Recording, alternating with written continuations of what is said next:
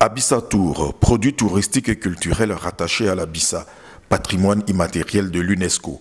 Promotion de l'activité touristique et des valeurs culturelles de l'Abissa, telles que la critique sociale, espace de démocratie en pays Nzima et la célébration de la vie. Les enfants n'ont pas pour habitude de sortir. C'est vrai qu'ils font des sorties dans les écoles, mais ce n'est pas tout le temps qu'on leur enseigne ce que c'est que la culture ivoirienne.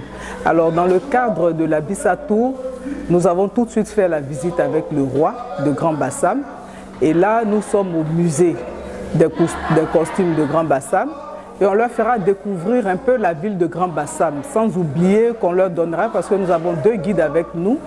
Et ces guides-là retracent un peu l'histoire, la genèse de Grand Bassam.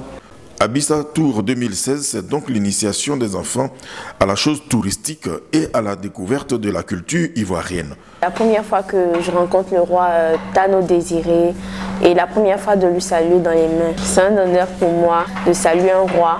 Ça me fait du bien de connaître un peu la culture de Bassam et les histoires anciennes. Et le fait que je sois là aujourd'hui, ça je l'avoue, je palpe du doigt des dessins et j'ai été encore plus comblé lorsque j'ai rencontré le roi. Il y a eu des dédicaces de livres et ces livres-là, vraiment j'invite tout un chacun à les avoir. Visite du musée national du costume, mais aussi participation à la cérémonie de dédicace de l'ouvrage Grand Bassam métropole médiévale des Nzima.